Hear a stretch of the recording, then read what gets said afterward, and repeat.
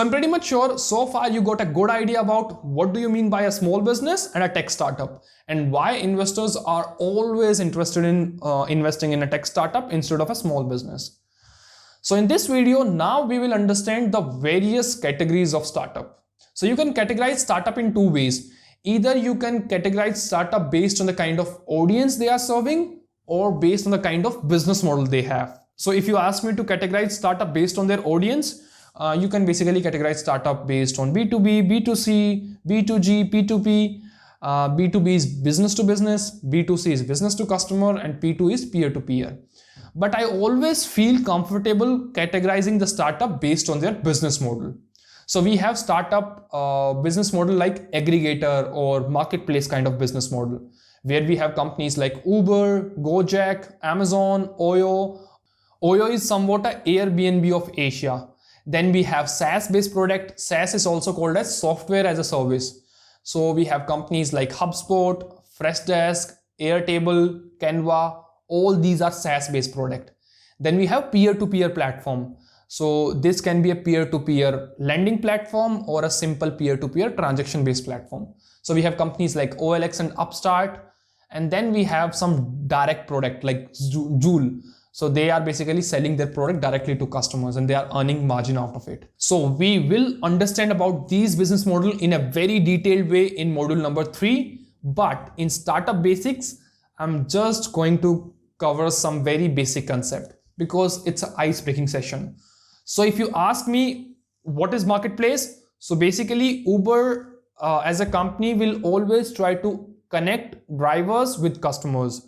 So they constantly onboard drivers and then customers, and they are basically taking a very small part of the transaction. Now that small part can vary from 10% to 20% from location to location or from countries to countries. Then we have SaaS-based product. So if one company have built out something and they are selling that product to a different company, then it's a SaaS-based product.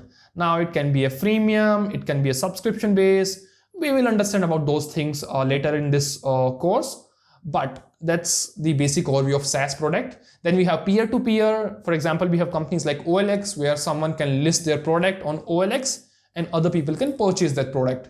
And basically OLX earns through either facilitating the transaction or showing some Google ad mobiles.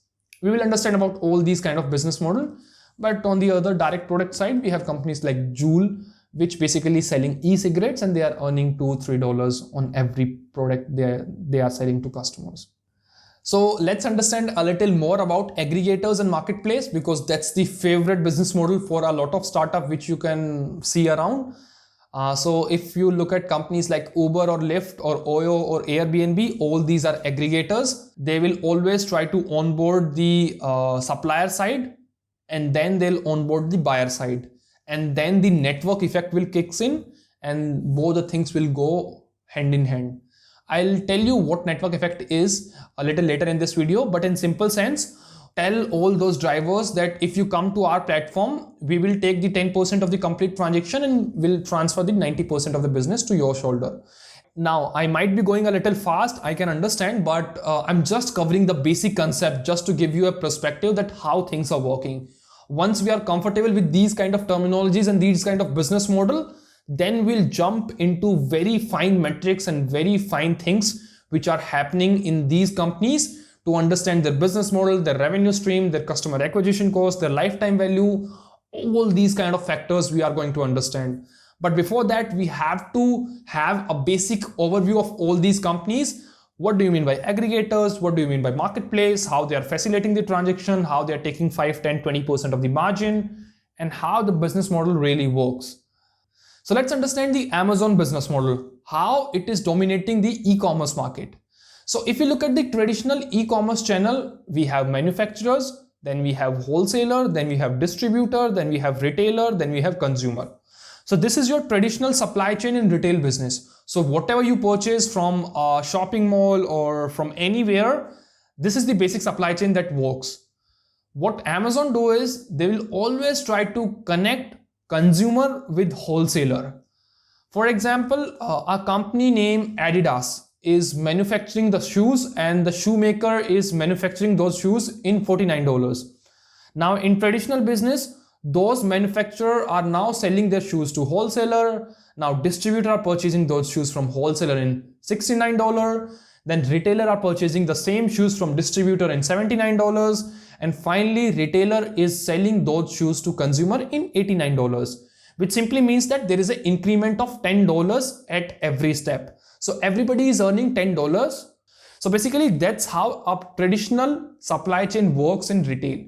So Amazon will go to a wholesaler and they will say that we really want you to sell your shoes through our platform.